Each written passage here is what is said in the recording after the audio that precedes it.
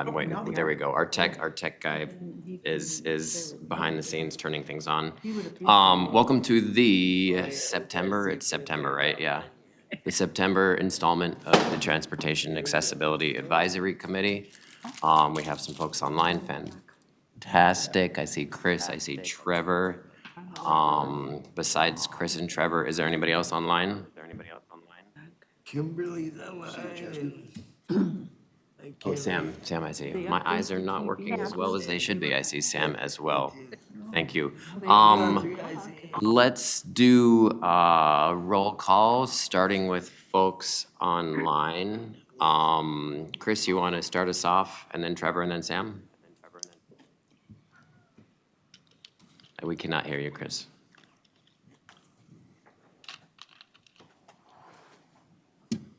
Sorry, I was muted. I forgot to take off the mute.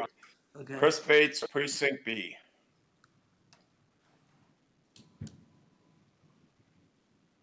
Go ahead, Trevor. Trevor?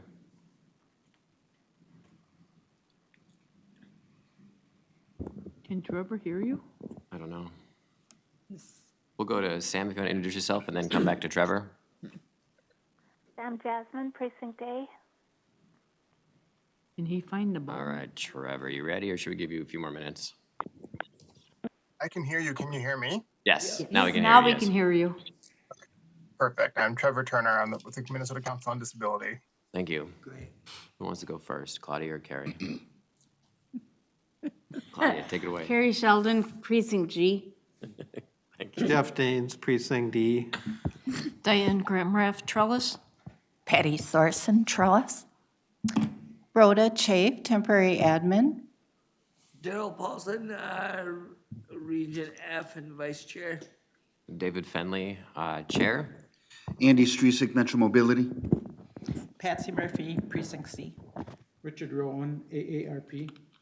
Heidi Meyer, Minnesota CCD. Eric Henderson, MCD. Claudia Fugly, MNCCD. Awesome. So we do have a quorum.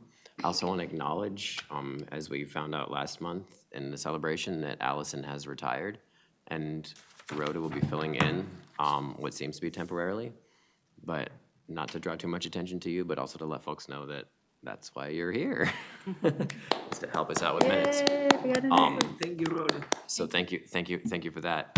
Before we do the approval of the agenda and the approval of the minutes, I did want to draw attention to the one thing that's on our agenda today. It's a little bit lighter of an agenda, but I think that we'll spend a bit of time working on this. I didn't prompt you all with any questions, but I'll do that kind of right now in the work plan. Can we approve our agendas first? Just 1 second. Just to get kind of your juices flowing, the gears turning in your heads. We will go through month by month of 2024 and kind of lay out what we want to work on. I'm thinking higher level. We can maybe get into some of the lower level stuff if we want to, but I'm really thinking about big picture, what we want to work on over the next year, starting in January through December. Darrell will lead the discussion. I'll take notes because I am not capable of leading a discussion and taking notes in any legible fashion. So we will tag team today's meeting. I know all of you have been doing this for quite a while, so I would expect some ideas to come out of you.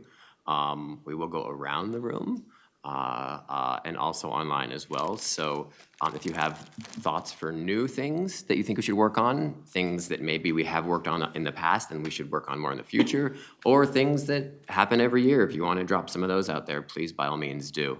But we will move to that after the approval of the agenda and the minutes. But that's just kind of a real overview of what we want to do with the work plan. This is something that we've been batting around doing for a while. And thanks to Darrell for kind of lighting a fire underneath me and getting this on the agenda for September. That being said, let's move on to the approval of the agenda and the minutes. I would entertain a motion to approve the agenda. So moved. All right, so we have Patsy moved, and Patty Seconded. Thank you both. All in favor, please say aye. Aye. Opposed, no. Abstentions? Awesome, passes. And I would also,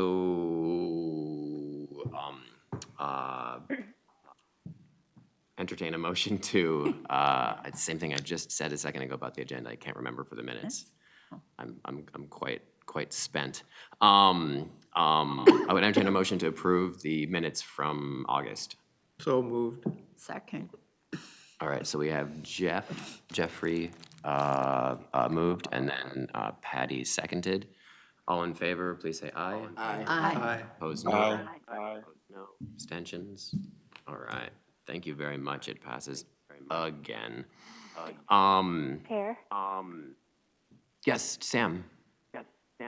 sorry. If I had a question about the minutes, would now be an okay time to ask?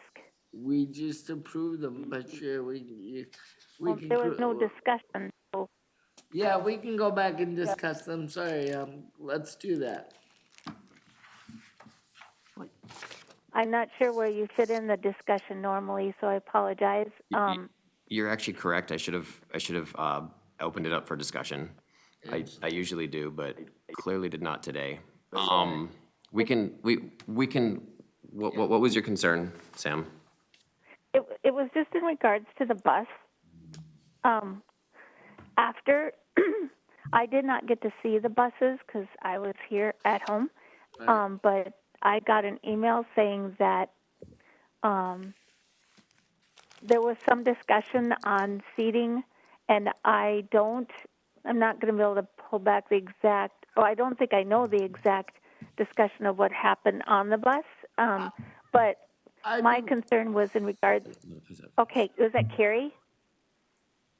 Go ahead. Who was that? You can finish, Sam. Finish your point. So it was in regards to guide dog situation, and I had concerns about if, sometimes they put heaters under the seats or put the seats too close to the driver, and it's very crowded. And it was stated to me that with some change or something like that, that they would be able to make the seat adjustment so that there wouldn't be any problem with that. But I'm presuming that would fit fewer people on the bus, which is not what Metro Mobility generally likes to do. So I'm just wondering how that went and what, if somebody could enlighten me exactly what that discussion was. So, hold on just one second. So you have a question about the discussion, not necessarily changing the minutes. Is that correct? Well, right. Okay. I mean, yes, not changing the minutes. I'm sorry. Oh, perfect. So then, then that's perfectly fine. We're not discussing. So that's just approval of the minutes. If you had a concern with how the minutes were recorded, then that discussion would be for the minutes. But so we'll have some time at the end of the meeting.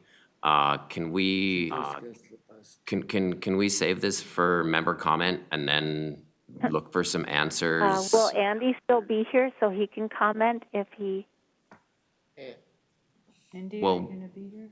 I mean, it's not on the agenda. Sometimes he does Okay. respond. It might be a question we can take offline too, but just give me 1 second. Please let people finish talking. We can do it during member comment, and then if we need to raise it up or into an agenda item for next month, or just handle it offline, or just ask, Andy after the meeting. I know it whatever may was be. talked about, We I can just get don't know to it, what but was all right, put so in the notes. that being said, go ahead. Darrell? I would say yes, that was a discussion that we had during the tour. And yeah, because of the configuration of not having that third seat, we did talk about the possibility of having more leg room up front. And as far as the heater, there would be the heater in the back and the heater on the side or in the mid part of the bus, so it wouldn't interfere with the additional room up front for the guide dog. And that was my preference when I spoke to them and spoke to the people there is that if we were giving up that potential third seat, it would be for the benefit of having more leg room up front for the, like, servicing, the service dog. But can Thank you, Darrell. can we still talk about it so Sam's voice gets heard? Because she may have a different point of view on it, because she lives it every day. Yeah, we're talking about it right now. Oh, I'm talking like in the future, Oh. you know, when it, because she wasn't physically here to see the buses, to tell you the real story. And thank you, yes. And maybe we can arrange something where you could come in and check it out. But I think this can be handled offline. Sam, if you don't feel like that's the case, let me know. You can do that privately if you want. But I think we might be able to address the service animal concerns offline. Sorry, I'm a little thrown off by the echo. Okay. I don't think so. I'm not on here. I'm just offline and I'm taking We notes. said this before it happened. Yeah. So if everybody who's online, if you could mute your stuff as well.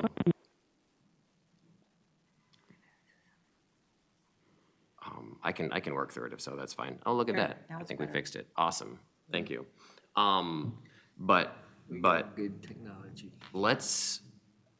so if you feel like it needs further discussion, Sam, I'd like to maybe jump in a phone chat with you and the person who was presenting the vans. Yeah. And possibly Andy or whoever else may want to jump in that conversation.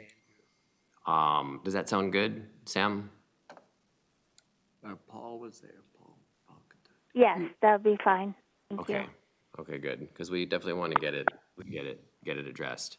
And just one quick note, I know I am not the most formal person in the world, and I don't require all of you to refer to me before you talk, but please at least wait for people to finish talking before you start talking, or at least, understand that it's time for you to start talking, just so we can maintain some level of decorum here.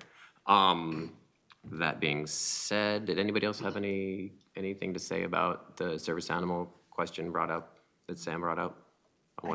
I just want Yeah, her go ahead. voice to be heard. Go ahead, yeah. Because she lives it every day, so she would know the best answers to the questions that I wouldn't know. I only know about my disability issues and how I get on the bus and how I sit. I wouldn't know from a guide dog point of view. I only know what they said when they were talking to us. And I would have to believe that might be true, but Sam knows it the best. So we should bring her voice to the table.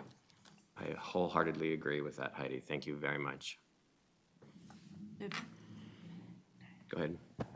I'm wondering if it's possible to get an official response from Paul just for the next notes, because there was a good conversation, and I think a lot of folks felt comfortable with where we left it there, but sometimes follow-through can be different. I don't have any experience with him, so it's not about him. But, just making sure that what we heard that day is what he's investigating. And to Sam's question, he said it would only remove one seat, and that didn't, what he told us, that wouldn't be an issue. That if they had a row of just two instead of three, since those are single seats, it's only one, and having both of those seats have additional maneuvering room was worth losing the one. Heidi? But it depends on where you put the seat, because I've sat in some of those buses where they put it over a wheel or over it's like a weird sitting position, so the dog and the person has to be happy, you know what I mean? Because I don't know how far Sam has to go or that person has to go to order to go from A to B. Thank you. I think for this discussion to continue, maybe we have to talk with Paul, the person who's doing the procurement and the design on these. And potentially Andy or somebody else at Metro Mobility as well. But yes, the concerns hopefully will be addressed, Sam. Obviously with the service animal being, I think, more important than, the number of seats in the vehicle. And I would imagine that other folks agree with that. But does anybody else have any comments on this topic? Yeah. And Yeah. one more thing, and Go ahead. Sam doesn't have a small dog, she has a big dog, so that kind of changes a little bit in how you rearrange the bus. So you have to think about that, you know? Mm-hmm.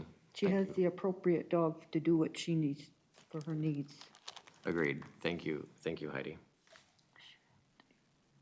Any other questions, comments, concerns? We'll get with Paul. Appreciate it, Sam. I appreciate all the input from everybody too. I was not here, so I did not get to experience that, but I appreciate all of you making sure that our concerns are addressed. It was tight, it was a good fit, but yeah. It's I believe it's a is it a Canadian? It's not a Canadian company, or is it it's not. It was, yeah, Mr. Chair, Vice Chair, I think it was a Canadian company, and that's why they couldn't use federal funds, I think. Yeah, something like that, right? Couldn't use the Buy America funding. All right. Let's just dive right in to the work plan. And then we'll make sure to leave some time for the subcommittee reports, and also public comment and member comment at the end of the agenda. Well, with that, I'll turn it over to Darrell to lead the discussion as I take notes and maybe chime in here and there.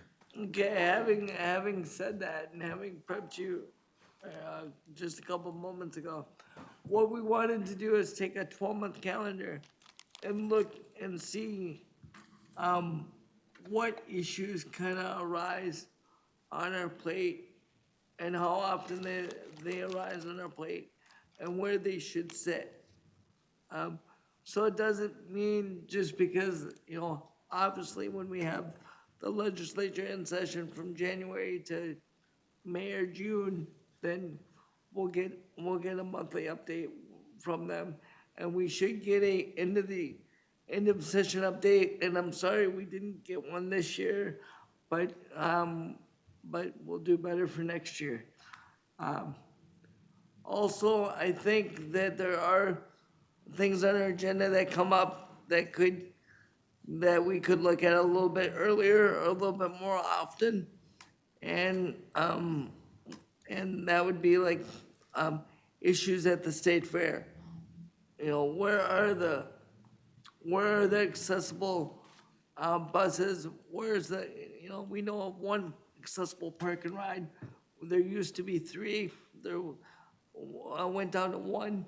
I mean, let's try to figure out in the downtime to figure out how we could convince them to bring back the 3 or something. I mean, we have a relationship with the state fair. You've seen they were eager to come to us when they came to us. So let's lean on them and try to make the state fair a showcase for Minnesota and accessible needs and those kind of things.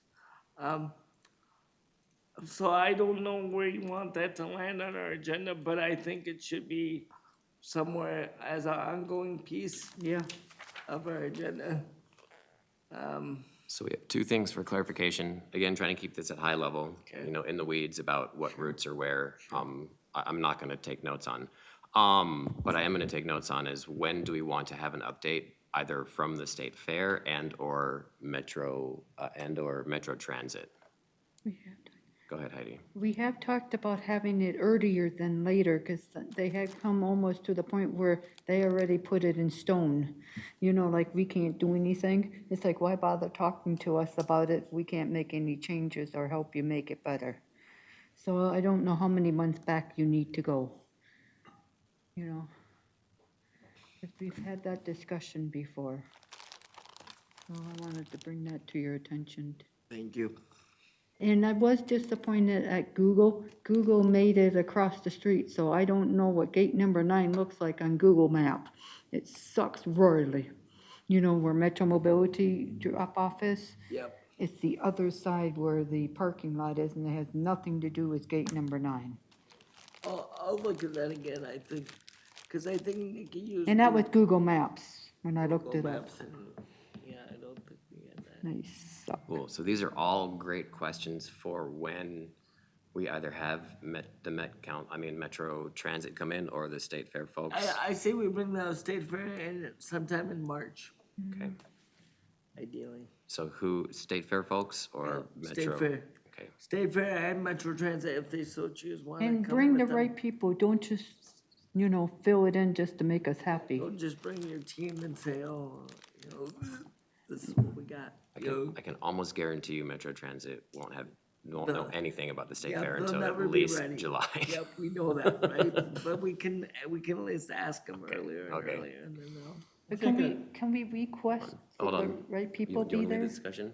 Sure. Okay, I'll take notes. I'll let him Go lead the ahead, discussion. Heidi, I Oh, guess. can we make sure they invite the right people? Because we've had people in the past that didn't know certain things and it's almost like, why did you bother coming? Right, we don't get to choose who they put on the table in front of us, but Well, we can at least try try to to ask for people who have some knowledge in that area. Yep. If they're gonna ask us these interesting questions. Anybody else? How about online? You guys are real quiet online. Go ahead, Eric. Thank you, Mr. Chair, Vice Chair. Do we want to focus just on, we're the TAAC, so transportation to the state fair, but do we want to tack on internal ADA concerns and accessibility regarding? Meaning like what, park and rides and things like that? Well, no, we've all been to the state how fair. about the shuttle? When I'm moving around the state fair, I see a lot of barriers essentially in certain locations about the actual fairgrounds. Sure. Do we want to just focus on transportation, or do we want to try to include opening up conversations about whoever might be able to make improvements? Whether it's from crack sidewalks to, again, just straight up curbs or I think barriers. primarily we want to stay focused to what our charge is, which is transportation. Okay. But definitely, I think if we have that kind of discussion with them, we should certainly enlighten them and tell them about it. If they choose to do nothing about it, then we can't do nothing about it. But I think if we share those concerns with them, we'll have a better response on the things that we want them to change. Go ahead, Claudia. What I'd like to see is, if we could do it, the bus stop areas and making them accessible and easy for folks, regardless who they are, where the bus stops are, regardless where they are in the cities, to make them easier and accessible for everybody. Okay. You're talking, just a quick clarification, we're moving on from State Fair? Anywhere in the city. Yep, it sounds like we're moving. Not necessarily a fair, but everywhere. Gotcha. And it's okay if y'all want to jump around, We have someone hold on one second, Heidi. online. Hold on one second, Heidi. It's okay if y'all jump around. I'm arranging things by month and topic, so if you want to come back to State Fair, feel free to come back to State Fair. If you want to move on to other stuff, I'll do my best to take all the notes. Okay, thank you, Chair. We have one online. Mr. Chairman? It was connected to what, but let him go ahead first. Go ahead, Chris. Yeah, Mr. Chairman, I think one of the things I'd like to see is that we get the providers in to see us on a yearly basis. Yeah. The transit team, First Transit, whoever's providing transportation accessibility for us, we should be meeting with them on a yearly basis. Yeah, I agree. So when would you like to see that on our calendar, Chris? Earlier or later?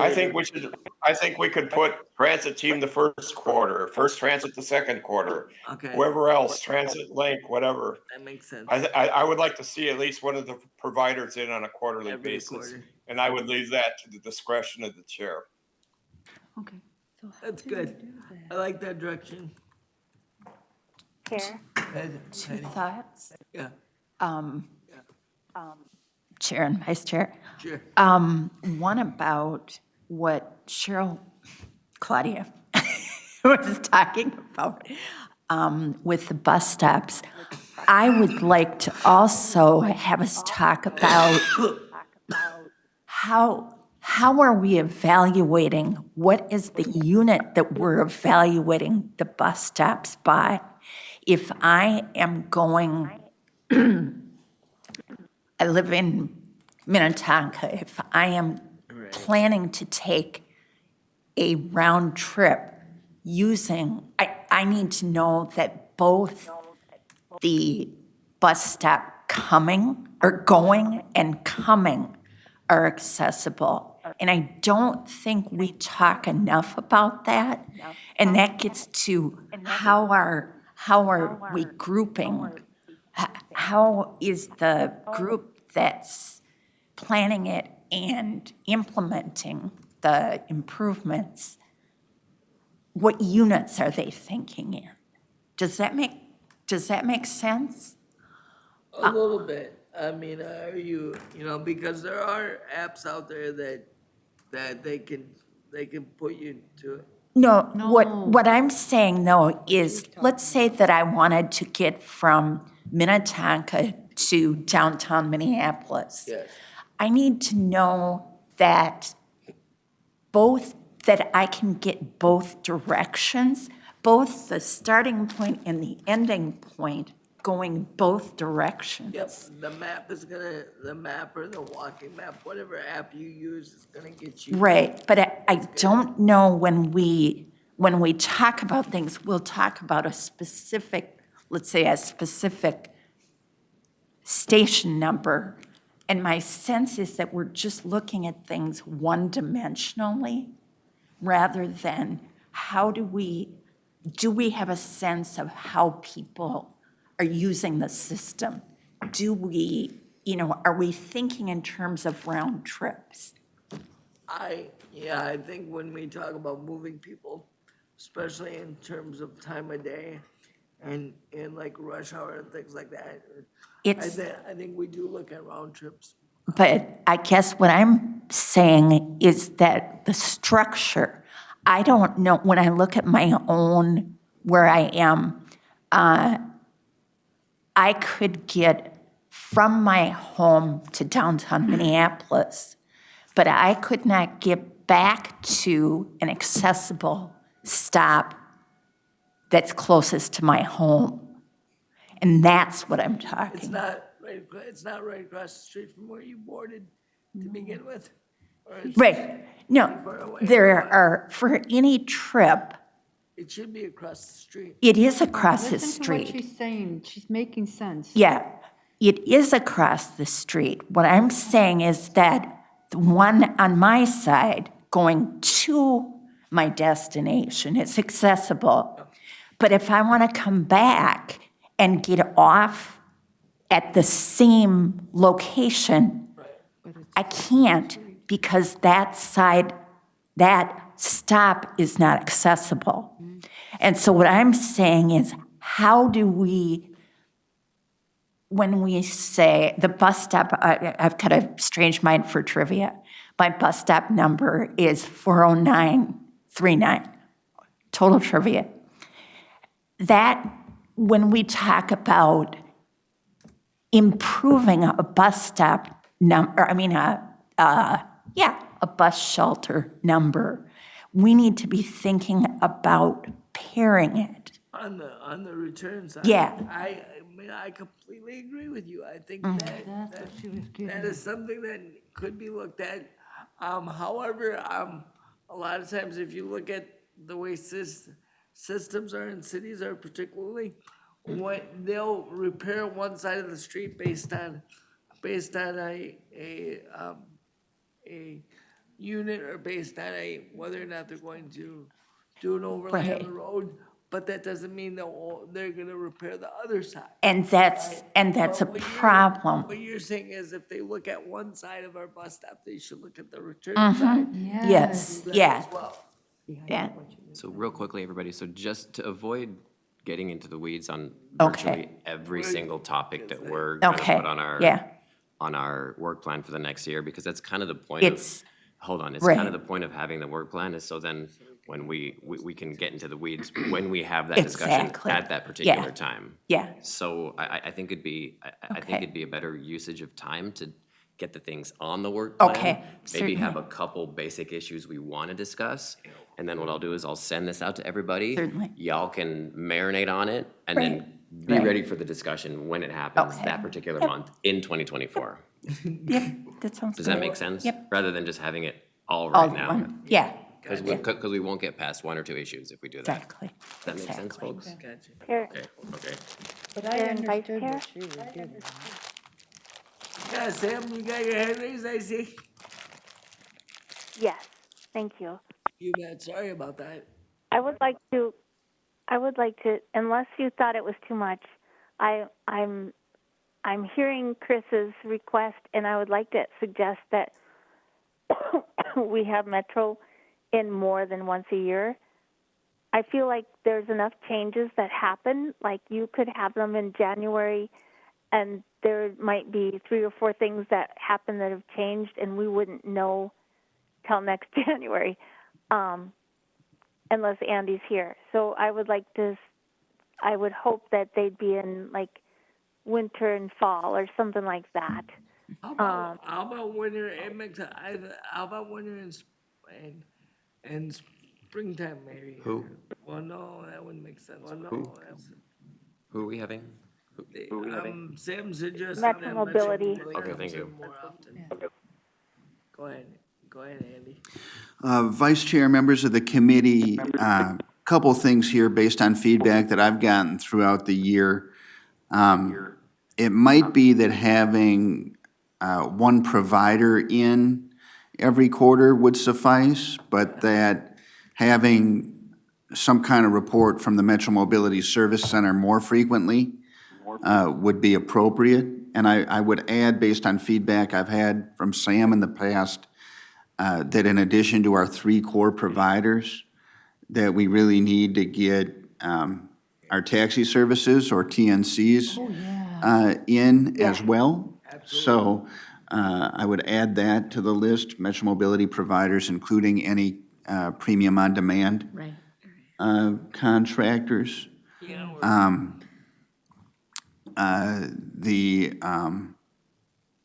To piggyback off of the feedback from Sam just now, you know, those of you who have been on the committee for quite a while know that every month used to have fairly robust discussion of Metro Mobility operating statistics. I admit that was overkill. I think that's why that was taken off of the agenda.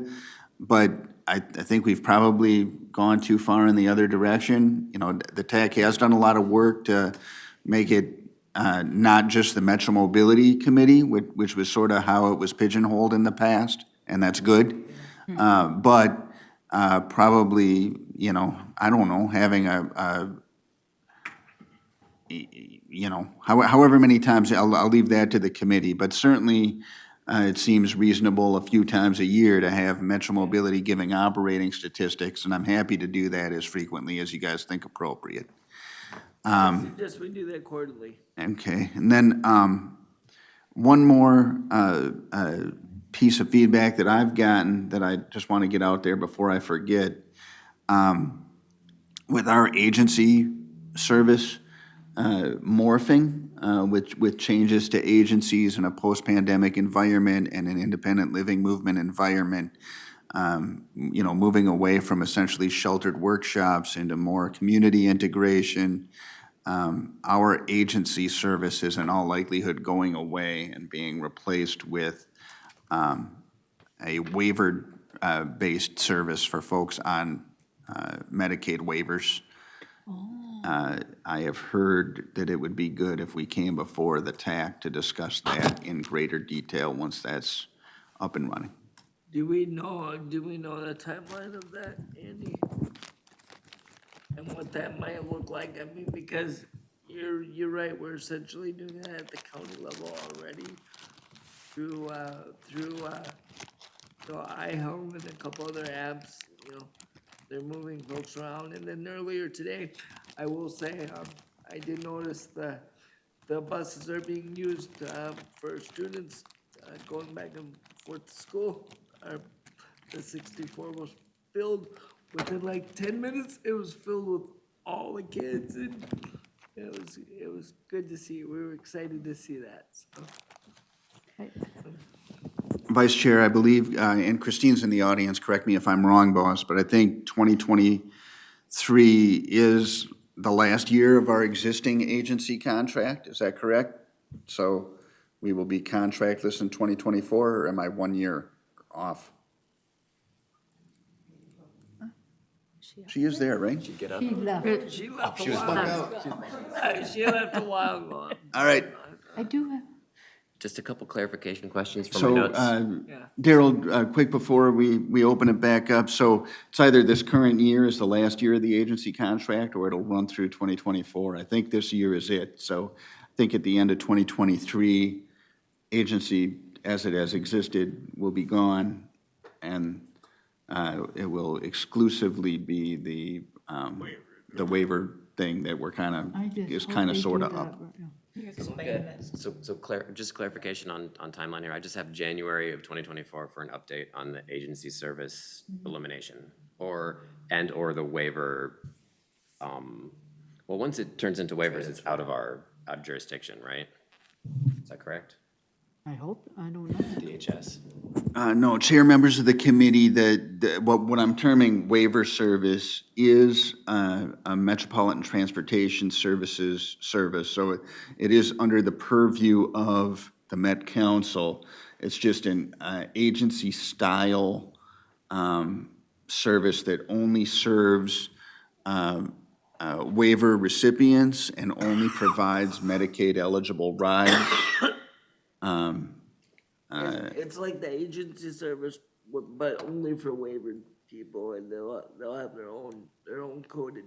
And not necessarily as regimented, like it could serve, say somebody's going to a behavioral health treatment on a weekly basis. They could do that once a week on that service, which would not currently be a candidate for like the agency model. It serves the entire transportation taxing district, which is different than the current agency model. So that's another difference, and the hours are more expansive than the current agency model. So there are a number of differences. I think, again, based on what I've heard from some folks who were interested, I think Ken, it would be good to get that out there so that people were aware of those changes. Okay. Thank you. So I just put agency service update, the switch from agency service to the waiver service. I put that in January. Obviously, if we can adjust it to, I would say January, February, March, since it's going to be gone in 2024. It should be discussed early on. Yeah. I think this is important. I have as separate items, I didn't include them under Metmo providers. I have TNC discussions and premium on demand. If we want to get more into when we want them to come, we can do that later.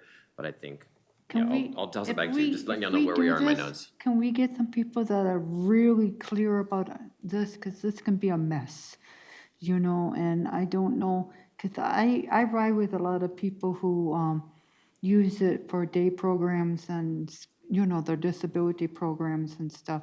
So I'm on the bus with them off and on, So I don't even know if it's going to affect me, because I get waiver service and I get funding for Metro Mobility. So Heidi, is there a question in that? And Well, I'm just saying, I want where do you the want that people to who land? are coming, I want them to really be clear about knowing how to answer our questions and not just, give us the little bits and pieces, you know what I mean?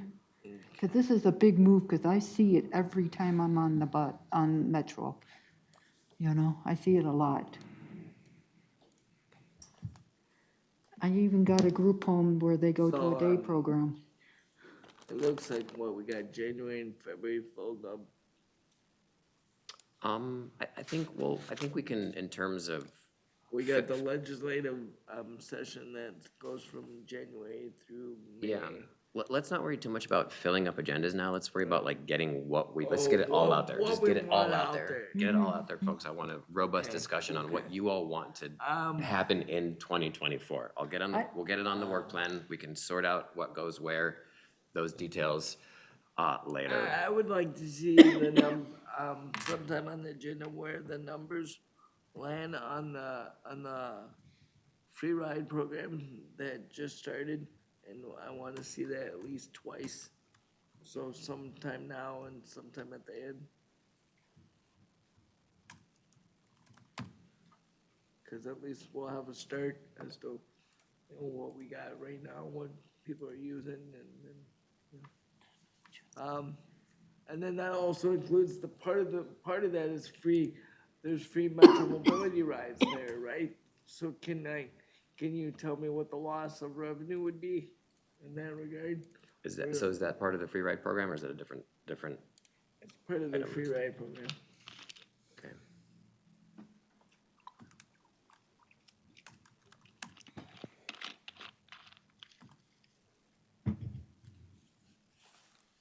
Go ahead, Diane. You good, David? Yeah. Go ahead, Diane. Something that Jeff and I were actually talking about on the way here is the process that Metro Transit uses when adjusting a fixed route.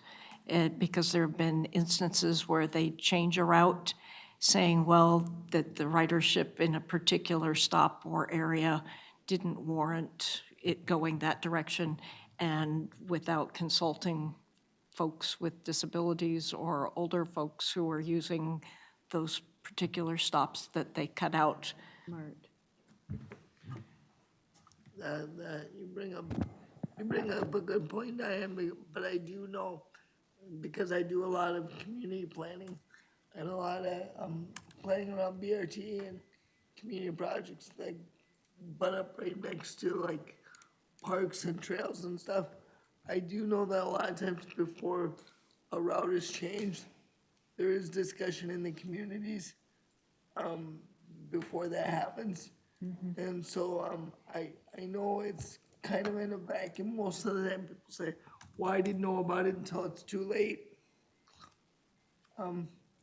That's, if you're not active in your community.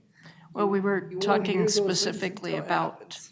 2 route changes that it affected Lauderdale, Southwest Roseville, which is also already an area that doesn't have a lot of transit options. Right. And when they changed them, they made these pockets with no transportation even bigger. And then condensed the transportation options within a kind of a 2-block area, and all the other folks were left off. Right. So, And that's because of development in the area or what? we have. Anyway, like a discussion. So I have. With the folks who'd make those decisions. Right. Yeah. We just want to get them in. So I have it on here to talk about next year. You can determine where it lands at another time. I have a related Go ahead. issue. Go ahead, sir. Richard, right? Yeah. Just Metro Transit's plans to try to do more to serve underserved areas. It's really a problem for people that live, I live in Roseville, and you can't get there from here, sort of thing. All right, Go ahead, Metro Eric. Transit plans to Hold on. increase transit options for underserved communities. Yes. Go ahead, Eric. I'd add to what Claudia and Patty were talking about, add to that note that maybe the mechanism or what we could review to see, accessibility at all bus stops and how do we know what's getting done is that ADA transition plan and a checkup yearly on where that's at. They should have maps and geolocated a lot of these facilities and lists of all the things that made them deficient with accessibility in mind. So maybe we as a committee could be that ombudsman to that transition plan to keep everybody, ensuring that's moving forward. I think that might be additive to, those two in a way of that we could review that. But then I'd also recommend yearly, and actually, so real quick on the ADA transition plan, it might be best to get those reviews right before spring, maybe April, just because it'll give staff time to compile what has been done with the projects that were completed that year, and then a plan on the projects that are coming up, because they're probably going to bid and they might know exactly what's there for improvements. That might be a good time to kind of see what was done the previous year and what's the plan for next year, and then just keeping track of that. But I'd also, I think it was a good thing when we did our recognition of staff here who make the wheels turn, and I think maybe we should do that at the end of the year as well. I would love to continue that. I mean, I know that was, I think that was well received, and I think that's something, it's So- maybe not a topic for us, but Operator recognition? yeah, but it's exactly operators, and I think there was even admin. driver reservationist. Yep. And mainline operators. I'm guessing end of the year, yeah. Yeah. Well, yeah, I mean, well, like right before the end of the year, because it carries them in to like the holidays and makes them feel good, you know. So maybe they'll do extra time for us. I like that. Cool. All right, November, I'll put in November.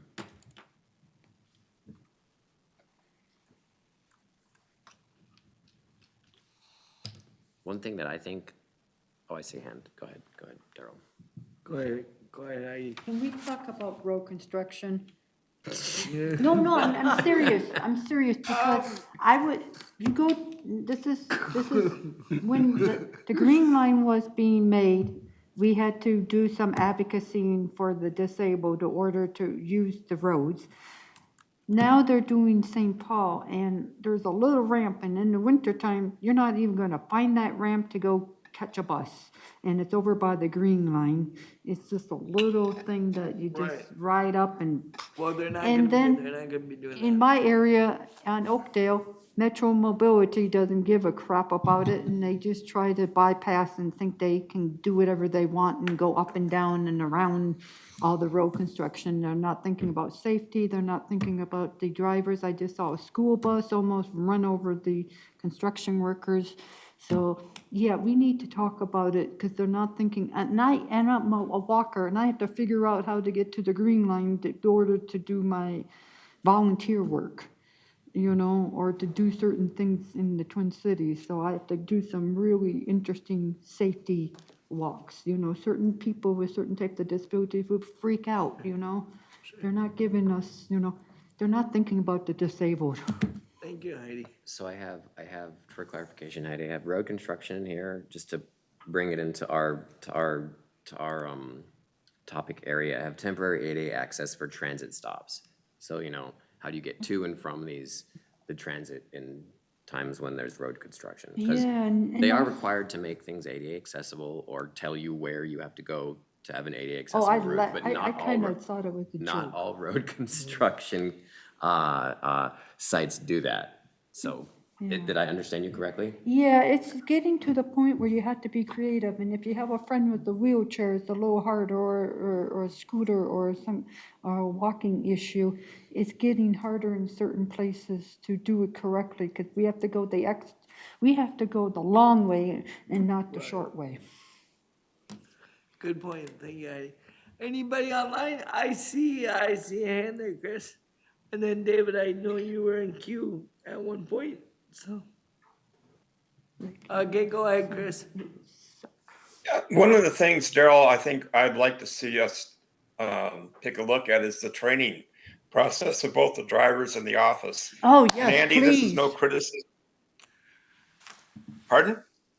I'm agreeing with you. Oh, okay.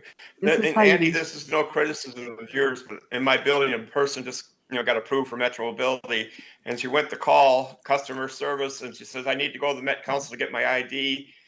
And she must have been a new person, because she says, where's that? Wow. It's like, I wanted to say to them, hey, that's the people that sign your paycheck. You should know where the Met Council is. But I think we need to either train the trainers or see the overview of the training process. Yeah, Chris, I agree with you, but at the same regard, I will say this. All they're asking you to do and all they're prompting you is for an address, and that is for you to provide them with an address. I mean, I have that issue with them all the time. I'm like, you know where the state fair is, don't you? I'm like, give me an address. I'm like, you know where the Excel Center is, right? They're like, give me an address. You know where the Target Center is, right? Give me an address. So that's, I know it's frustrating. I think everybody should know where the Met Council is, and everybody should know where Metro Mobility is. But, I mean, they're just doing what they're trained to do. And I'm, Darrell, and Andy, maybe we need to set up a cheat sheet, for common places where people go that, sometimes It could people be, with it could be disability in your are not favorite. gonna know the let address. him It speak. could I sit think in he's your making- favorites file or in your file, somewhere of your places No. that you No, typically no, go to. Go don't get ahead. me started on this, because it sucks. Andy, I'm gonna let you kind of. High level, folks. High Kind of level. like bring us We can back. get into the weeds later. I'm sorry to interrupt you. We can get into the weeds later. I've said this I like think it- 6 times already, please. I think it makes High a lot level. of sense to have an agenda item that talks about training, Yeah. both in terms of what we expect our contracted staff to do and how we expect them to do it, and also what we expect riders to do and how to book a ride. I will say that while we do have a limited tool available in a location file, that for consistency of messaging, we could not be more clear with customers. If you're booking a ride, you need the address. Like, that's gonna continue to be our message. If you're booking a ride, you need an address. Different contractors, staff, different reservationists, depending upon their level of experience and their comfortability with it, might be able to go above and beyond with somebody. But again, for everybody, every time I ever talk to anybody, everything we ever print, if you're booking a ride, you need the address. That makes perfect. And I think those kinds of things are a great thing to put on an agenda around training. Here's how we train reservationists, and here's why. I think that makes a lot of sense, and I think it's absolutely two sides of the same coin. What we expect of passengers and riders, and what we expect of our contracted staff. Absolutely, and I will say both to you, Andy, and both to you, Chris, is that I do know that there's two sides to the coin, and I do know that the riders are expected to ride with some level of courtesy and respect and those kind of things as well. So I would like to see some more training, or at least see what their training consists of, because I do know that the state legislature did approve some operator training with people that use the system. It spells it out specifically in the transportation bill. I mean, so I don't know if that only applies to Metro Transit, but it should apply to Metro Mobility, or you guys should maybe adopt some piece of it in good faith and good practice and say, well, we do this with all of our operators. But, go ahead, Eric. Thank you, Vice Chair. So for the sake of spitballing with the committee here, Met Council, we operate, in the Met area, the Metro. Rochester, they have a similar organization as Met Council, is that correct? So does Duluth?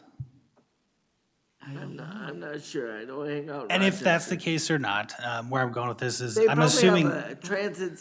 Yeah, like but a I don't know if they have a something- TAAC, right? something. If they have a transportation accessibility wing or advisory group, but maybe they don't, but maybe nationally there are similar organizations that we're a part of here. And maybe, and I don't know how this would fit in an agenda or how this would work, again, high level, but reaching out or looking into how those organizations also operate to see what we could learn, but also share, and maybe kind of start this, a bigger coalition. I mean, we're gonna focus on Met Council and Metro Transit and all the things that we need to focus on, but it might be good for our members in our cause to look at other agencies and how they operate in this world too, or in our realm, I should say. Go ahead. And we have done that. No, we have. Are you following us so far, Chair? Yeah. So are there other tax in other states, essentially, is what I have in here. That might be more internal work, unless somebody at Metropolitan Council already knows it. We can ask, but. Yeah, I don't know if I know the full answer, but I believe that there are only 3 units in the country that operate similar to the Met Council.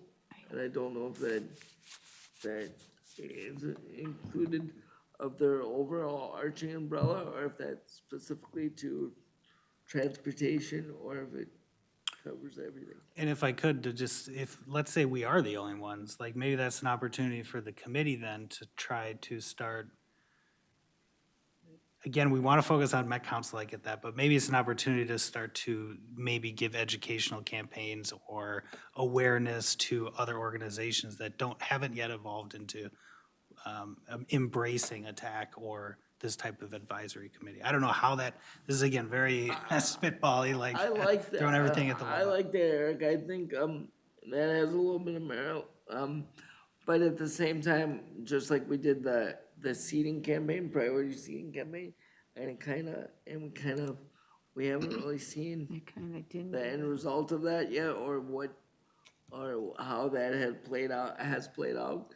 I do think that that piece of educating folks might get lost unless the Met Council, can get a grant around it and try to do like a outreach type project, So if sorry, go ahead. So if any of you are feeling bored tonight and want to do some Google searches, it's a topic for you to do Google search on. I'm not. I'm going to Vegas tomorrow morning, so that's what I'm going to be Googling. I'm going to Vegas with my 11-year-old daughter, and I'm going to be like, okay, what hotels can we be in? What hotels can we not be in? What month would you like to discuss that, Darrell? That would be every month for the next 12 months. Okay. Jeff's in. Here, he said that. Go ahead, Jeff. On legislative priorities, quite often, this has been talked about, we have lobbyists come in sometimes in January. My experience on other boards and other places has been the priorities are quite often set prior to getting into legislative session. Absolutely. So you can talk to your senator and your rep ahead of time. I don't like the whole pattern up of the legislature that everybody shows up and they have their individual day on the hills or whatever, and they run around and try to pull the legislators out of hearings to talk to them about their issues. There isn't really planning, in my way of thinking, about these are some of the priorities that we should be discussing with our own rep and our own senator about what we're concerned about. So they're educated on it, because quite often they're not educated and they look at it as, here's a bill that's in front of me and I'm dealing with the bill, but the process of educating them about some of the issues that we're dealing with in this committee or people are dealing with disabilities kind of gets lost in the shuffle. So if we're looking at the calendar, I think it would be more appropriate. I know we're already into the fall this year, but at least next year we'd be looking at perhaps discussing with the lobbyists, these are some of the priorities they're looking at. How about, so where do you want that to land on the calendar? How about, November? Yeah, that would make sense. November, I think it would make a December, lot I of know. sense. I agree with you. I already know that they're talking about the legislative session as we speak right now. There's legislators that have been talking all summer about what they're gonna do for next year. So I do know they do talk about it way ahead of time. So I have, on that timeline, I have January through May updates. So update each of those month. In June, I have an end of session. Yeah. And in December, I had a session primer, but you want that November? Ooh, let's ask for November and then they'll give us December, probably. I think Andy Makes sense, right, Andy? And then, can I say? Go ahead, Andy. And then to his question, can we throw in road construction as part of it? No, I'm being serious, because this is like, been coming, even in West St. Paul, we're getting road construction everywhere, and they're not making it so it's friendly ADA, compatible. So we have to be creative, and some of their little quick fixes thinking, and they're not thinking about our winters, how it's gonna hide it, and we're not gonna be able to use some of it. So I thought, if we're asking for money to, to fix our roads, why can't we ask for ADA stuff too at the same time? Well, We can't even get the proper push buttons to go across the streets. personally, you know? Heidi, I don't wanna talk about road construction at any time during a tech meeting.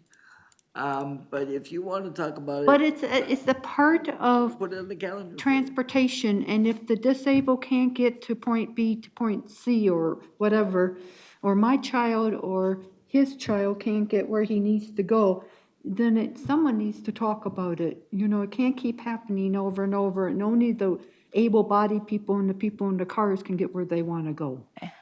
So I have on the work plan where, road construction and transportation under the Met Council purview overlap. So I would say like bus stops, routes to bus stops, that kind of thing. Yeah. I know that the Met Council is not responsible for all of those, The two but block the people who are doing the road construction still need to provide access to and from that Some of transit it is stop. just a joke, it's scary, it's not even funny. But in terms of all road construction, I mean, it's just a you-know-what show. Like, there's not much we can do about, I know, but at least if we got our hands in it a little, we at least make a voice to say that it needs to be thought about, because you're putting funding It's in on the it. list. It's on the Okay, list. From thank the you. last time you said it, it's on the list. Go ahead, Andy. So I've got, I think, everything that has been brought to me over the last year, and then a couple things that popped into my mind. So I don't know when you want to put them on, if you want to put them on. Well, but just let's throw them I'll out just there. list What them. are they? Thrive 2040. I love it. Be a good thing. How about Thrive 2050? How about that? You missed that. What exactly, Drive 3,000. what exactly is it again? Can you explain, Andy, what that is? It's a long-term plan for the region, a multifaceted Metropolitan Council plan for the region long-term. Yeah, I remember Yeah, being, 2050. I Okay. remember being involved in the 2010 and Yeah. then the 2020 and the. Keep going. OEEO in general, I know Jeff already mentioned the ADA plan, but, with the council trying to prioritize equity, diversity, inclusion, I think the more we can get folks with disabilities in front of OEEO and make sure they're not just looking at that through a racial lens, which tends to be the council's default, kind of the better off we're gonna be there. To the repeated point of Heidi, the council's got a fairly new division. They spun off their capital programs to its own division. So a lot of the construction projects that would have been under the purview of Metro Transit or MTS potentially aren't, nested in the same fashion. So I think, getting somebody from Nick Thompson's team over there at Capital Improvements to come before you guys, and I think just a good opportunity there to talk about, ADA, but only as a basement, Yeah, and I think Nick's really good. I think if we prep him ahead of time, he could really have a good discussion from our group and get something out of it. I mean, he's good at pulling one or two items and kind of like walking with them, so. I've repeatedly heard that Transit Link should come before you guys, and I know, Chris, you mentioned that in passing as part of your get the providers in, but that might be one step too deep into the woods, just given how little airtime Transit Link has gotten to the committee. Maybe just getting Met Council management in to actually describe the program first, and then maybe look after that at getting in the contractors. Andy, I have a question. Sure. Is TransDev, how new are they? They're the new, Well- they got I mean, That's a new name, right? yeah, they, Transdev, First Transit officially changed their name to Transdev now, and it has filtered down locally within about the last month-ish. Yeah, and it's a German company, correct?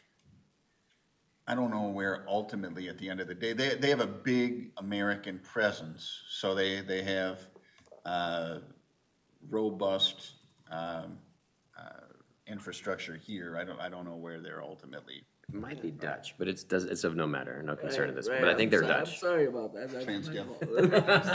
Transdev.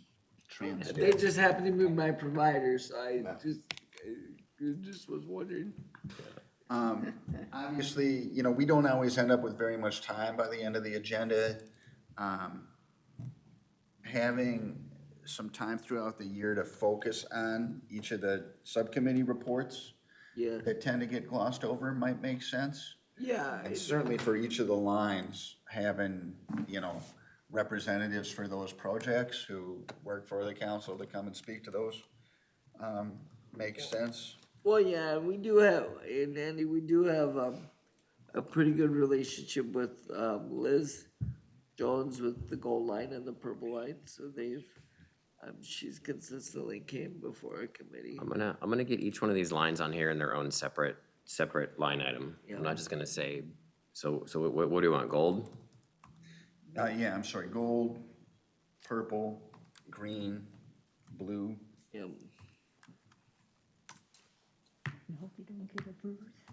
Anything else? Orange is done. Okay. And then a couple things that have been kind of long-term projects on the Metro Transit side that there's been talk at the agenda planning meetings about, and I just want to make sure they don't fall off for lack of being formally placed here. If we're not done with the discussion on pass-up, it makes sense, even if we are right now, revisiting that, I think seems like something the committee's been passionate about. Yeah, we're And having. ditto with priority seating and that messaging, and kind of, visiting where that's at.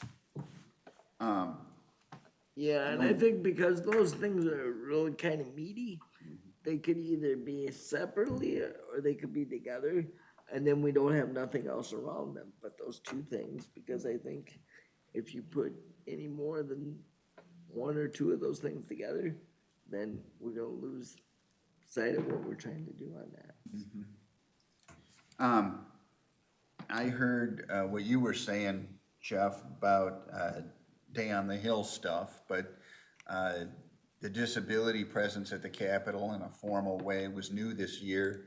And while Darrell mentioned it, there was no kind of formal TAAC involvement with that. You may want to consider whether or not the committee wants a formal presence, as a committee at the Disability Day at the Capitol.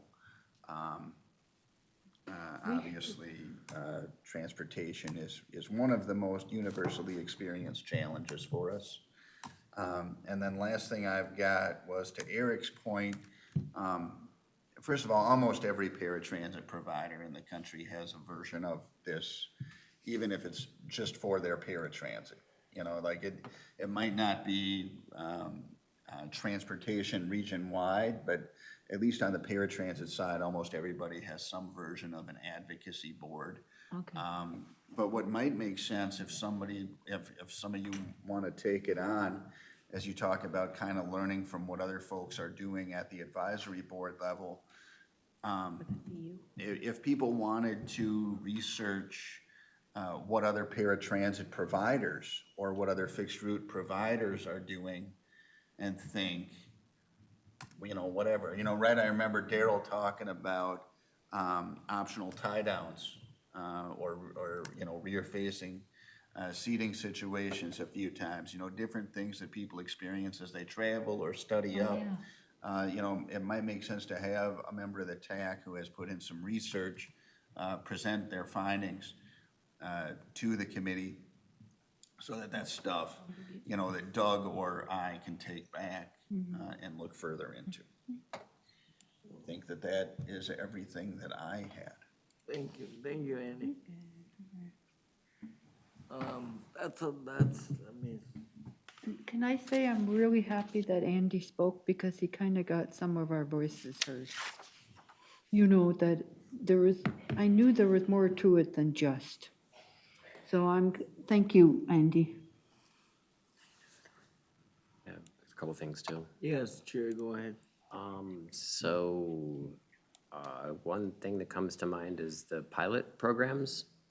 I probably should list them out individually, things like, ARIA, Oh, yeah. the on-demand, accessible transit in Northeast. Go Marty. I mean. Well, that's in greater Minnesota. But, Yeah. Well, I mean, any sort of, but doesn't the Met Council have anything up there to, I don't know. That's a really good question. cause I'm gonna ask that I'm just curious in general. But yeah, so can anybody think of any more pilot programs? I know it's a TNC pilot program. I'm not sure how involved the Met Council is in Dakota County. Are y'all involved down there with that? Okay, so never mind. But then there's the what are you Northeast. talking about But I know what he's talking about. It's I think it's just a lift. the lift? It's a lift, but it's not, people are not happy with it because it's not 100% handicapped. Oh, no, they accessible. don't have lift-equipped vehicles, for sure. Right. And that's a whole nother topic that And then, you know, and Trevor has to deal with. I've been using the taxi cab on demand lately. And it just really, I mean, it depends on the driver that you get. A lot of times if they're responsive to you or not. And I will say the last 3 drivers that either my wife or I have had disabled people in their car with them. So they're a little bit more receptive to the wheelchair passenger. But I did think it was a little strange, them driving around with their disabled relative or their disabled son or whoever it may be. But I will say that they're quick and able to come pick me up. You know, can establish that direct contact. This is with Transportation Plus? Yes. Nice. I'm to be frank, I'm just thrilled to hear you're getting your rides. Yeah, I mean, we just never thought that it would ever work. But I mean, if I put them under my wife's name, they seem to work. If I put them under my name, they seem to work. So it's not a name issue. Is this part of Premium on Demand? Yep. Okay, Yeah. cool. Okay. Can we learn about that? Because I took the taxi for the first time and I asked Metro Mobility, because I don't know all the ins and outs. I will say I'm a little irritated that some drivers will actually bug you for cash. That's exactly what I was gonna bring up. versus- I had that happen letting to you me. use a card or their card reader, because a lot of times their card reader is broke or doesn't work or they don't have online access, and they get fined for that every time that they can't use their card. So, but they don't tell you that. They just say, "Oh, the internet's bad around here. Do you have cash instead?"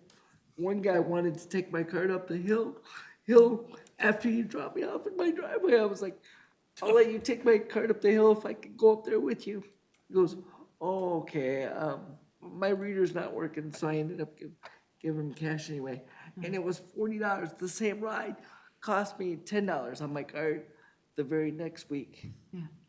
And I do want to, But Andy, but can I we didn't, have somebody didn't come? know, I didn't know that they were scamming me until I seen that, you know?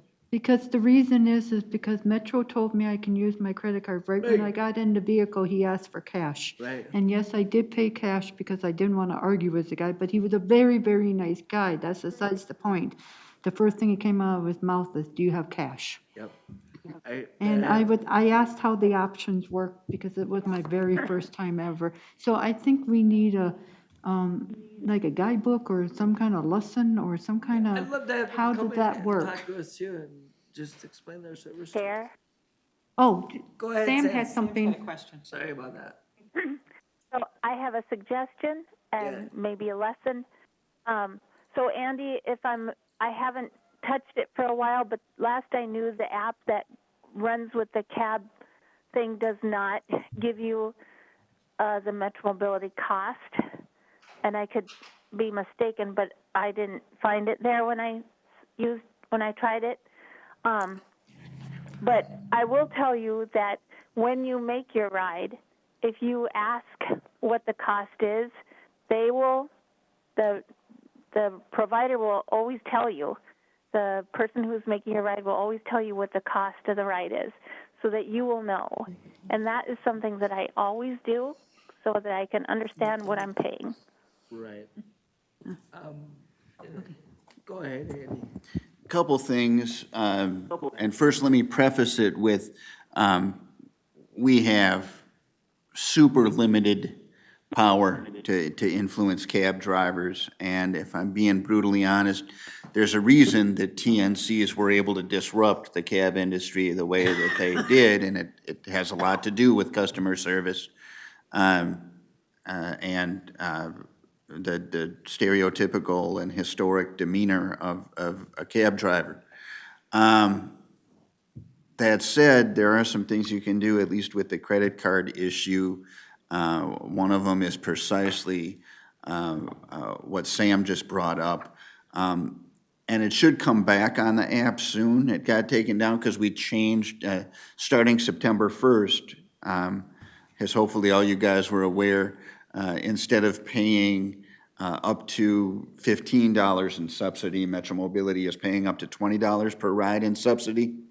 So you still pay the first $5, and then Metromobility pays up to the next 20, and then now you're back on the hook for anything over a total metered fare of 25. That said, if you're booking online through the app, you can put your payment method into the app and bill it that way, and just totally circumvent the point of sale transaction altogether. So you're not submitting a card to the driver, you're not paying cash to the driver. But in that regard, Andy, it's like when it comes back on my app and it says I owe $39, right? And I go to give the driver $40, and then I take the same ride, the same 12 miles or 16 miles, whatever it is, and they only charge me $10.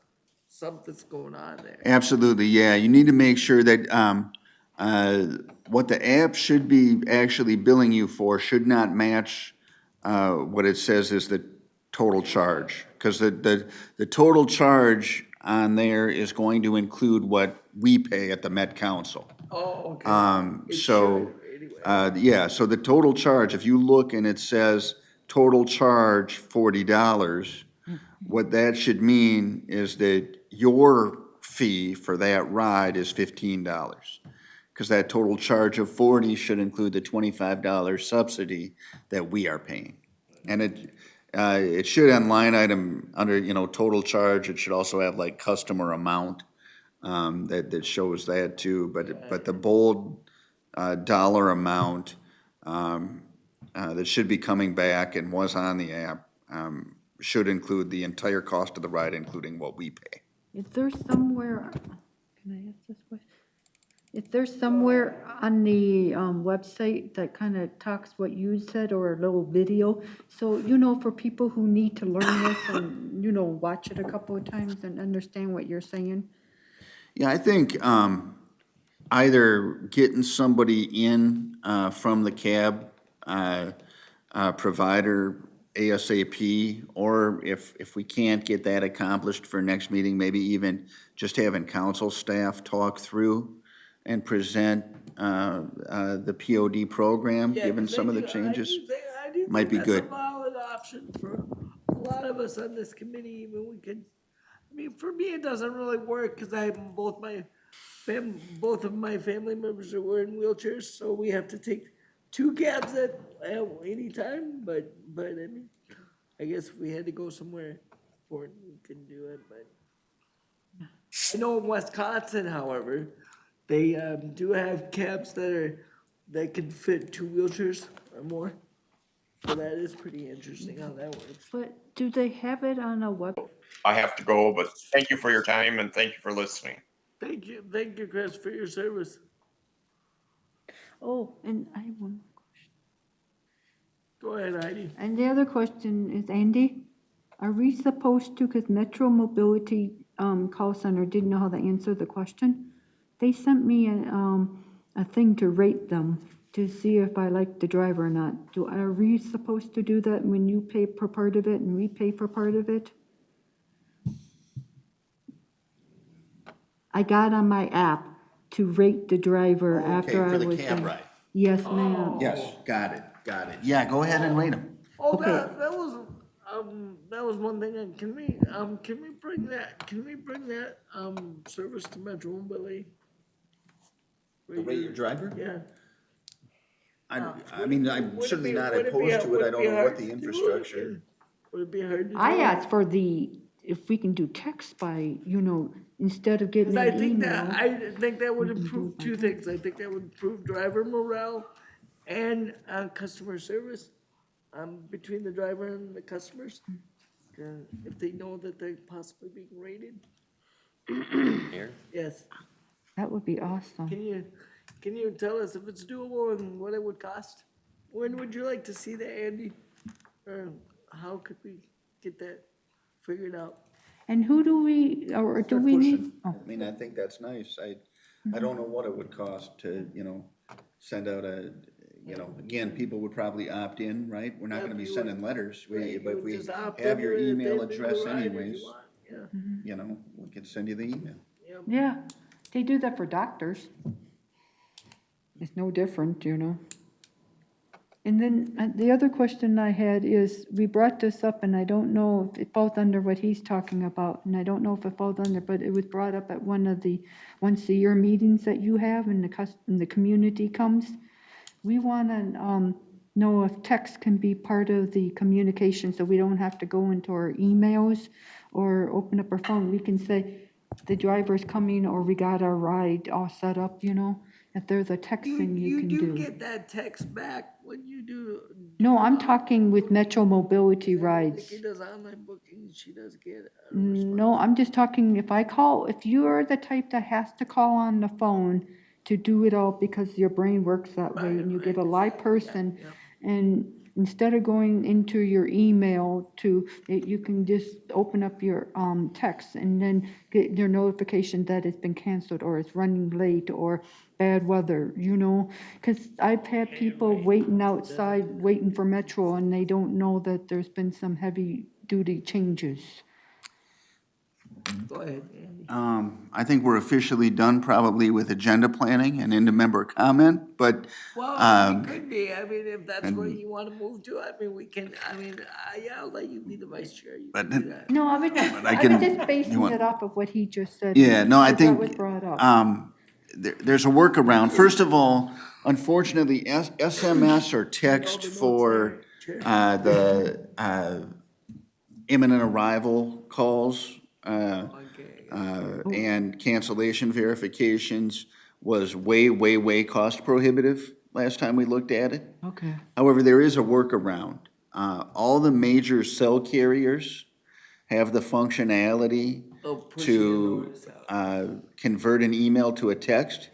So it's a little bit choppy in terms of how it comes out, but like for AT&T, if I can't even remember what it is, but it's like, my phone number at, email to text ATT, because I use AT&T.net or something, then it will convert whatever the email is to a text and send it to you as a text. Okay. So if you're on a major carrier, you can put your email that you, when you sign up for email notifications, if you put it in as your cell phone number at whatever for that cell phone character, then it will come through as a text. Okay, because some people were asking, is there other ways so they don't have to, because not everyone carries their email with them, and not everyone is allowed to have certain things, so we had mentioned text as like alert, like bad weather, Metro has canceled, bad weather for, or they're coming, So about Andy's comment that we've moved out of agenda planning, which is true, I did create a whole nother section for the last two comments made. But to get us back on track, because I think Let's see that. we do have some time, and I do want to make sure we squeeze every last drop of Right. awesome ideas out of you all. Right, because we're not gonna be able to do this again. We're not, well, I mean, we can always do it, but. Not for 12 months. I have 29 different line items here, which I think is Do fantastic. some of these repeat over, like No, they they can should. go from Well, year they to might year, over- and never Oh. kind of stop? Yeah. Some of the things on here I have annually, some I have quarterly, some I just have happening, not at all yet, but we'll find a spot on the agenda. But I have 31 line items here with some notes I'm taking, and then a month calendar after that. I'll send this out to all of you after I do some formatting and some accessibility improvements on it.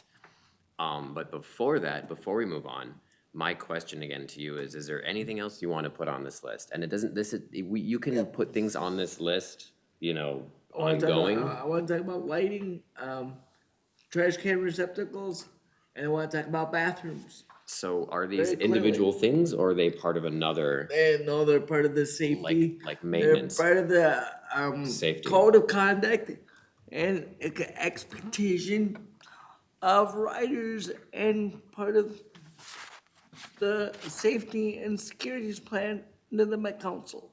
Yeah, and then, And so I wanna know specifically, how does the safety and security plan interact with people with disabilities or people with mental health issues or the homeless? oh, All right, so I have safety, I have maintenance, maintenance, okay. and can we- which I think they both might be part of the same thing. Was there anything else in there out of what you said besides safety and maintenance?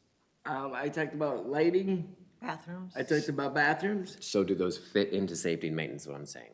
Yeah, They're gonna tell you that they do, but. Yeah, we oh, need they to- definitely do. We need to separate them out. but he's just because I asking think you if it Lighting and is. heating are particularly, if we could fix those couple things.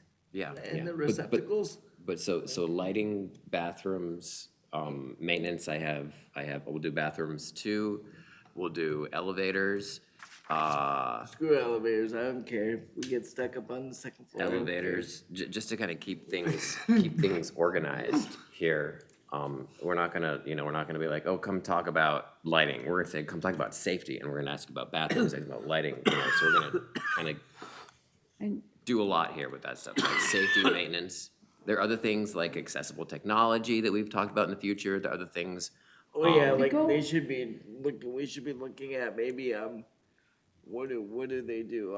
I don't- What's the code that everybody does now? We Oh, the do QR, a the QR code? I, We should talk about using, the benefits of using QR codes. if it's On done transit. right, then it's not, hack proof, where it gets In hacked. regards to what, Darrell? In regards to, you could do a number of things. You could do directional location, you could do destination stuff. You could, if there's a special event and transit is providing like free or discounted rides, you could have a QR code for that.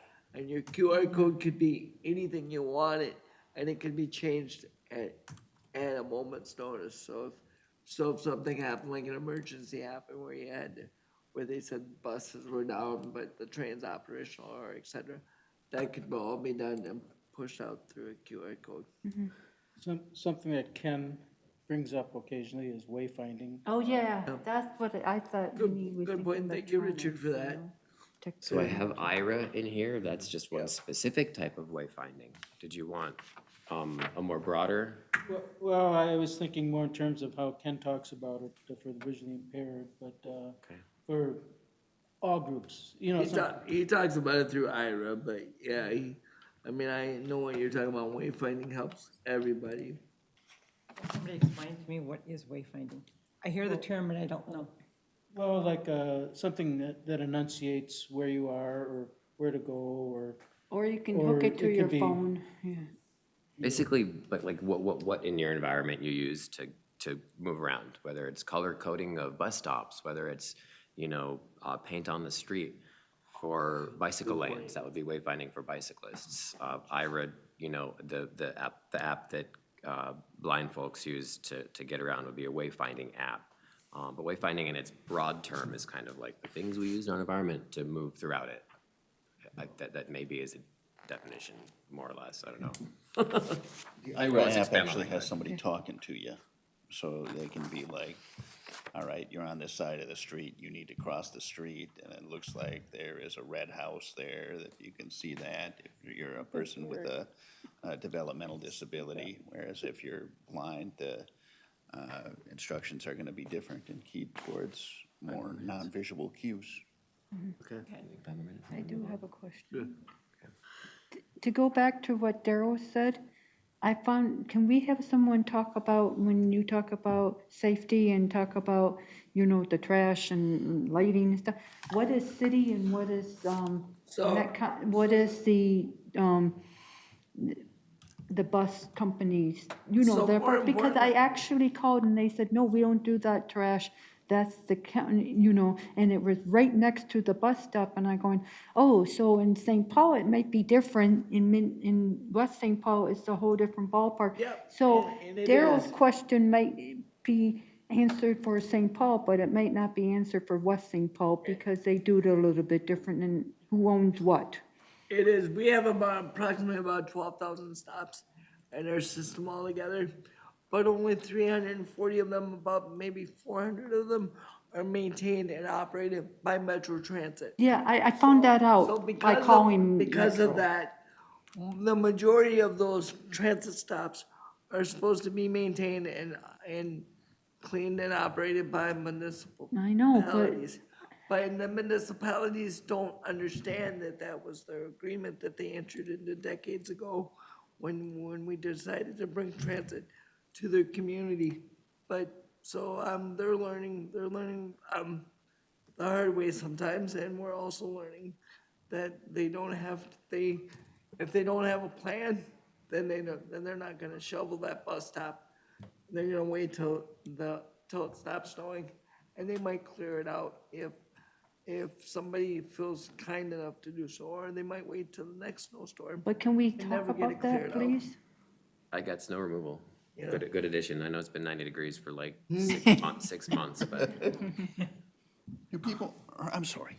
I wanted to mention that if we can talk about that, because I called the transit and they told me that, no, that's the city, and I'm going, oh my God, the city's not doing a good job of that. And then I know in St. Paul, it is, it just depends on who wants to take the responsibility. What do you have, Andy? Eric's actually following protocol here for the last 20 minutes. You should maybe do I'll him. let Eric go first. He's more appropriate than most of us. you get for following the rules I still there. have two Yeah. and a half minutes, so I would have spoke up at 2:09. And I'll give you under member comment. You can have my member comment too. I'll give you more time. I would just think on the list, maybe a discussion about our own public engagement. Andy mentioned, attending an event at the Capitol, which is a really important one. We should be there. But on the flip side, how we can get more, and maybe this might be something I'd regret saying, but more public invitation time. As we look out at the crowd, typically we don't have a lot of people here, which that's the public's purview, of course, but maybe a way for us to engage that end of it. Because what we're doing right now, there's a lot of things I bet the public, who, if they knew of the meetings or the opportunity to come and present or even give complaints that we can address. It happens a lot with city councils, for instance, Well, people we coming can't- up and saying, this is a problem of mine, and then the city council takes it on, or some commission Right, therefore. but we can't address anybody's complaints, and we're not going to. Because if we open it up to complaints, well, we would never get any of our work done. Well, I'm more in the aspect of, let's say it was about, I got a pass by, so that just gets more on our radar, like, let's address pass by, or pass ups, more directly. But if we know or can tap into that resource, which is the thousands of people that utilize the system and some of the experiences they're having, I think it can aid how we also focus in some of our workship items that we might Right. want to put on the list. I do like the fact that we talked about what do we do in our own public engagement? What do we do when we're not at the committee, and how do we see ourselves as a value, as transit representatives, as transit advocates for the Met Council? I do like that. I do think Brad deserves some focus a little bit. I mean, because I do think there's talking points that my council would give us and say, hey, we would like you to say this, but don't say this. You know? I totally agree. I think public engagement for us, our advisory committee, you know, to get more folks know who we are, and also maybe to attend our meetings. You know, why do they not attend our meetings? One actually thing that reminded me of too is TAAC recruitment. Is that something y'all want to talk about? Good point. Yeah. We should always talk about that, right? I know it's a little strange because talking about recruitment Your for a own committee is staff. essentially like replacing yourself. Not necessarily true, but we do want high demand to be on this committee. Yeah, And we that's do. not the case right now, Are you which you goes going to along with be public very engagement, clear but not about quite. that? Go ahead. Are you going to be very clear about, because when I signed up, I was given very little information, you know? So do we have a really good, like, it's every first Wednesday of the month from this time to this time, and no matter what district you're in or organization, you got a clear understanding? Because I don't know if we ever really put something together that says A, B, C, and 1, 2, 3, this is what you're getting yourself into. Yeah, but I think that goes to our 12-month calendar plan that we were looking at as well. I think that would, I don't know if it's been Every updated. new She says she's member- gotten it, but has it been updated? Yeah, there's a couple of things there. I'm sorry, chair, members of the committee, there's a couple of things that, one, it has improved for people who are appointed by the council. Okay. So it has become more formalized, but two, and this is probably the biggest thing for you, since you weren't actually appointed by the council, since you're serving right, with at the pleasure of a CCD, disability service organization, their responsibility. our contact and our information was given to CCD to share with who they appoint. And then, you know, they appointed you. Yeah, and But it Heidi, sounds like they So didn't. how do we, And Heidi, they would be responsible for I know, but then- onboarding you to the committee then, essentially. I know, but then that brings up a whole new different direction. So how do these committees that are on here, you know, So your how do committee, they, you know, make sure that they're getting the right information? You know what I mean? Because the trust is a little bit different than what you do, Andy, when you sign so up. Heidi, your committees are appointed by whoever your appointed authority was, and then your spots don't essentially expire, correct? Is that right, Andy? Yes. No, So- I'm just being honest and truthful, you know? There's a side where they give the information, and there's a side where we need to work on a little. Because I don't know how each organization is doing it. I think what Andy was saying though, like myself, I always gotta look, okay, I'm from precinct C. I went through the whole process here, and they gave me all of the ins Yeah, and and the I outs. didn't get it, you know? So my understanding, if I'm The correct, reason- the that it reason would be you- up to your organization that you're Yep. from, that should have given you that information. Yeah, I know, and that would be nice, you know? Well, then you need to call, I know Marty myself, I can call Marty. No, now. it was way back before. Right, I would know, answer. but I'm talking about currently, we can get you some onboarding materials if that's what you want. No, I I'm mean, just saying, the whole idea is recruiting. And both sides have to be somewhat equal or close to understanding. So even if it's an organization, they should follow the same whatever. And even if you're signing up from your location, there should be, you know, I'm just saying. I think I have an answer for this, and I think it's a more broader thing that we should have. And I don't think it's necessarily part of our annual plan. I think it might be part of a work group that we put together, or a task force we put together of just a few of us, that develops a one-pager on TAAC. You know, here's one sheet of paper, here's what TAAC is, here's what we do, here's when we do it, here are the expectations of TAAC members, here, you know, here's the time commitment. All these things, so we can give them to the disability organizations that appoint people, but also so Met Council can use that both in recruitment and in onboarding of Yeah. potential and or new TAAC members. And it would apply to a disability organization or to the Metropolitan Council. And I know Marty would do a good job. It's just the idea that way back in the old days, you know, it was, you know, You were just wanting somebody, you know, and it's That was like, pretty loose. yes, I'd like to thank see, you. I'd like to see a work group, like an ongoing group of TAAC members that focuses on public engagement and recruiting and maybe even onboarding. Onboarding would go away after a certain amount of time, but engagement and recruitment is something that I think would be ongoing. And Chair, if I may, I would agree with the work group suggestion. But however, if it's anything like the bus priority seating work group, then I think we have to understand the value of what work groups are and what we're trying to get out of them. Because I don't think just having a work group about onboarding or recruitment is gonna solve some of the issues that we've heard today. Maybe looping in or as a sub-bullet to the recruitment piece, you know, like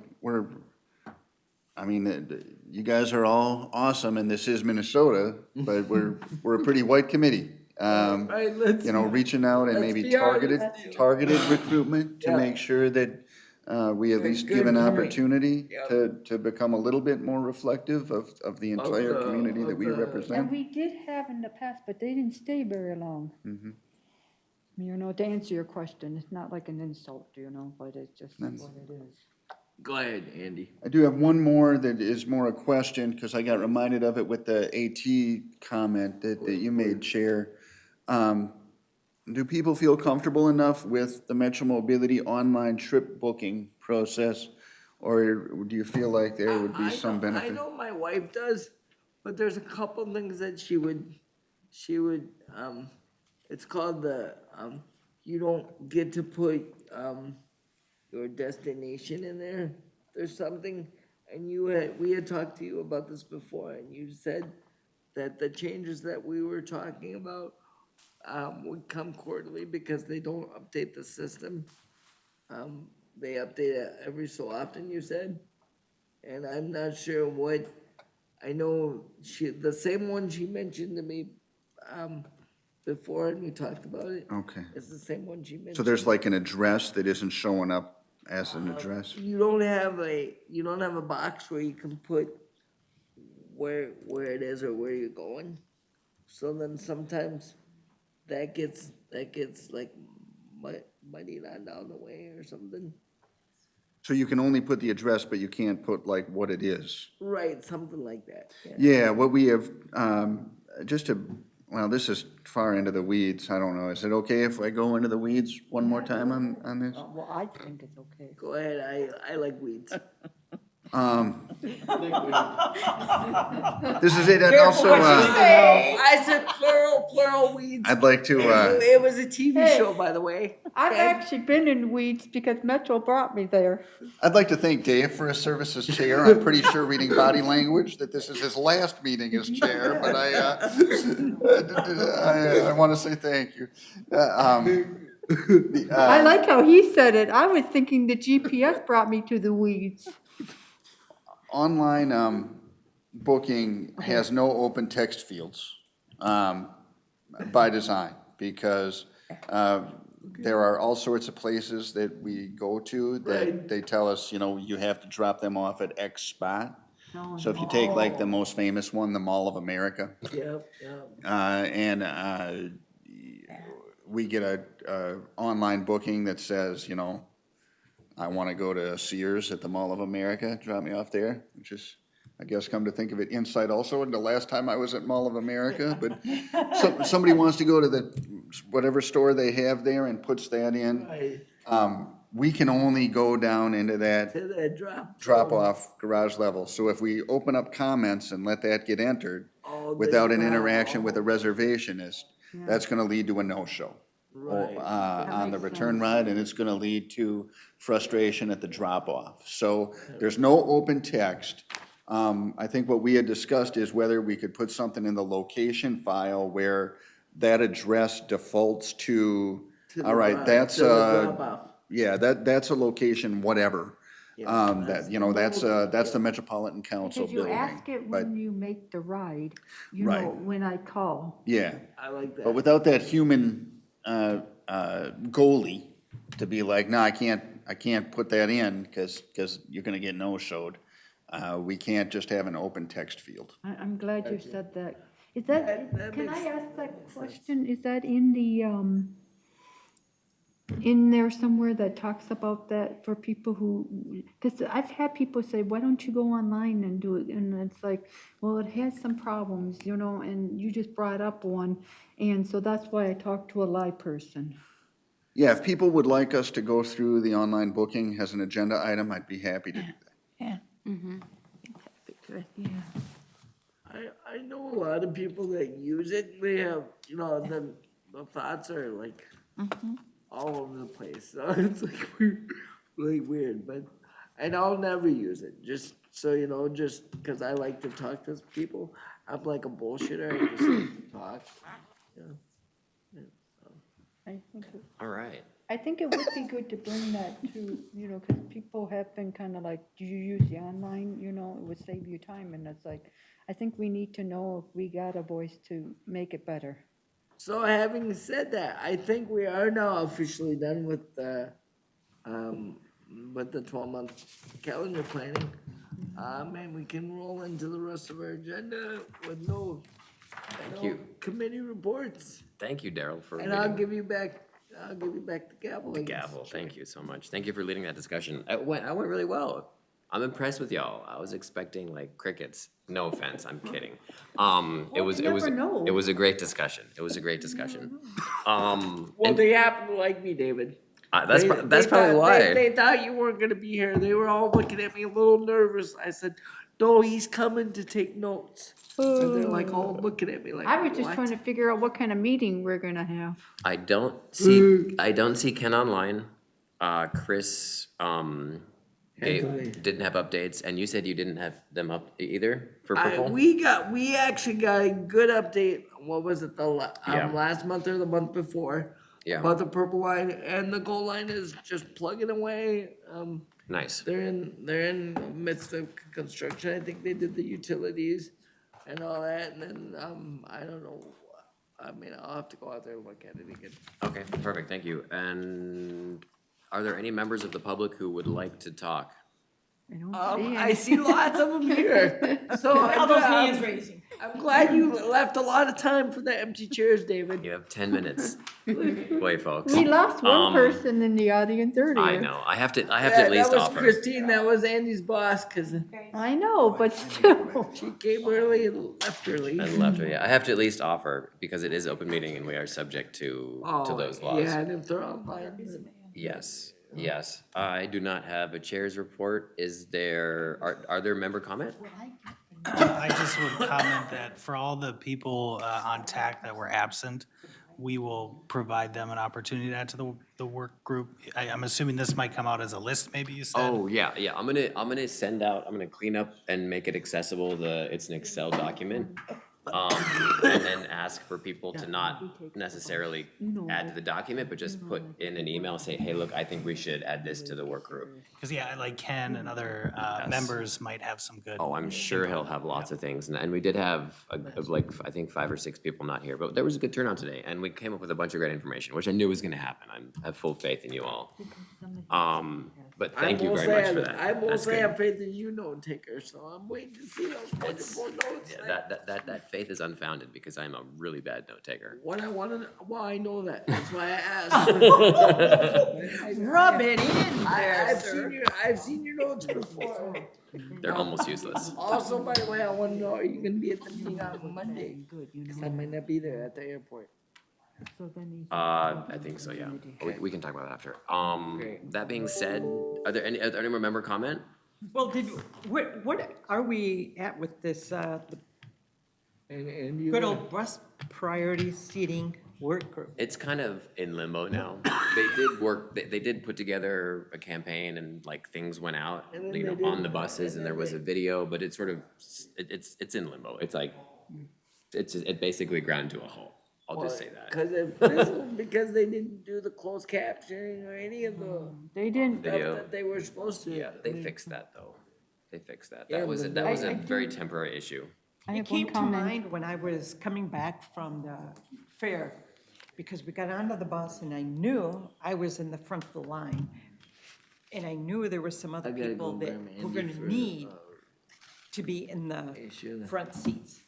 Some people who came in behind me folded down the seats and sat down. And then this other person comes walking in and had to literally walk past the back door because people sat in those seats. And I didn't feel as though I should be the one to say, you know, you brought those seats down, you've seen that it said, So it was a wheelchair user? no, it was somebody who was walking with, forearm crutches. Sorry, Forearm crutch, couldn't come you up are with the correct. name. I'm You like, are correct. Still use that. and obviously very evident Yeah. that and them walking back, all the way back there. Do you think Luckily, they the bus wanted, do you was think not they moving. wanted or needed those seats? Yeah, they stopped and went, Oh, yeah. You know I what? mean, that's somewhere the bus driver should Yeah. chime It's in. very hard to But it is sometimes hard. say something. And you don't know if the people who are sitting there had disabilities or not. You know, maybe they had disabilities too. Yeah, you don't know. You do not know, unless they actively say, hey, I have no disabilities. They could have disabilities. that's why I'm saying, well, Because they they could have they a lowered the mental seats. issue, they could have. And one of them had, one of those seats had all their bags of stuff. Of course, that's where they want to hold their And bags. the other two that were there, they were sitting with their feet on it. That's on the driver. The driver needs to say something, yeah. And that was part of the reason why that work group got put together, was because of those exact instances happening all up and down the system. And it will continue to happen. It really is just a matter of trying to hopefully give people information so they don't do that. But people there'll always be people who take advantage of I will tell you, I think it's greatly improved. I will tell you, when I come on the bus, I mean, the people will move and they'll make other people move. I mean, obviously, if I'm in a wheelchair, coming with another wheelchair, it's a little bit more prevalent. But I mean, I will say, I've watched other people get up when elderly people wanted to sit down, or when other people were standing too long. I watched other people get up and move. So I do know that does have an impact on our system, Yeah. and it is changing. And it will never be 100%, It's not going to be. and my goal is to not discuss all this right now, because we've done this ad nauseum, and I think that we should have an agenda item, but also maybe push that campaign, maybe have more things on the bus, make sure that drivers are reminded that, hey, look, you need to do this. But that being said, Carrie? I'm not sure if this is gonna make any sense, but I was thinking maybe adding to the list, maybe a sensitivity training discussion between us and some of the, Talking about the work plan, sorry. yeah, the work plan. It's all good. All right, so I do have training in here. That's a good one. So it's disability sensitivity. Yeah, sensitivity training for Mobility? disability seating and approaching other people who insist on arguing with you. Yeah, I'm pretty sure they do. I'm pretty sure that it's not very robust, and I would like to see it. Yeah.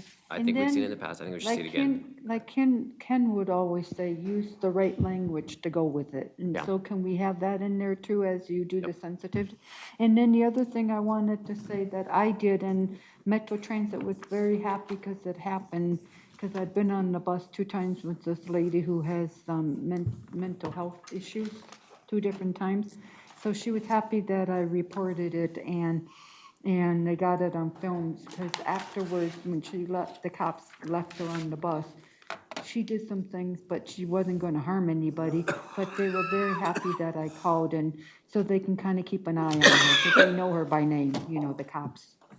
So they were very proud of me, so I just wanted to say that Metro Transit Complaint Department will listen when you get the right people online. Good. Yeah, and I can't say it enough. Call the number.